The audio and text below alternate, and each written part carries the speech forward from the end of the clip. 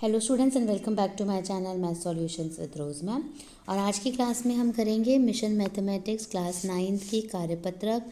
Topic है 3 आयामी आकृतियाँ। डेट है 24/11/2023। तो चलिए स्टार्ट करते बेटे हमारी आज की वीडियो।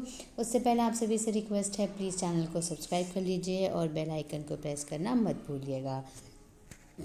बच्चों, हम त्रिभुज, चतुर्भुज, वृत्त आदि द्विआयामी आकृतियों से भली भांति परिचित हैं। इन आकृतियों में लंबाई और चौड़ाई जैसे 2 माप होते हैं। अब हम कुछ ऐसी वस्तुओं के बारे में जानेंगे जिनके 3 माप आयाम होते हैं, यानी जिन्हें 3 आयामी वस्तु कहा जाता है, 3 डायमेंशनल। ये 3 माप लंबाई, चौड़ाई और ऊंचाई होते हैं। 2 आयामी आकृतियों को 3 आयामी आकृतियों के सामने के भाग के रूप में पहचाना जा सकता है। आइए इन चित्रों को देखते हैं। तो देखिए बेटा, पहला है एक वस्तु जिसके 6 आयताकार फलक हैं और विपरीत फलक समान हैं। इस आकृति को घनाभ के नाम से जाना जाता है। तो ये घनाभ के उदाहरण हो गए 2।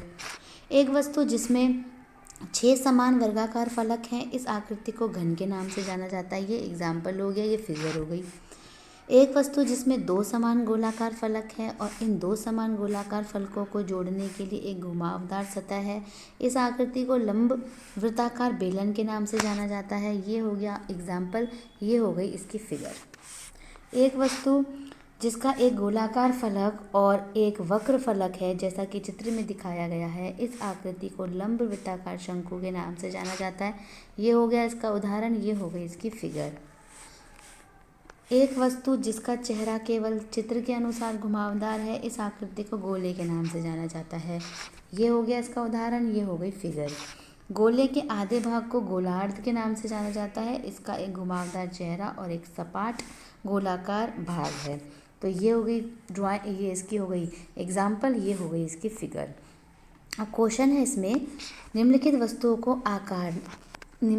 के आकार को नाम दें। जैसे रंग की बाल्टी, लंब वृत्ताकार बेलन, शटल बॉक्स, बेटे ये भी आप लंब वृत्ताकार बेलन यहाँ पर लिख दीजिएगा, ठीक है। सेम अलमारी जो है वो हो गया आपका घनाभ, ठीक है। आधा नींबू हो गया आपका अर्धगोला, हेमिस्फेयर होता है।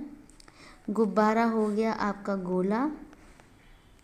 फ्रिज हो गया आपका घनाभ और क्रिकेट की गेंद हो गई आपका गोला, ठीक है।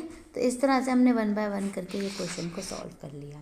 So thank you students for watching the video को लाइक, शेयर एंड चैनल को सब्सक्राइब करना मत भूलिएगा। फिर मिलेंगे बेटा नई वीडियो में नई वर्कशीट के साथ।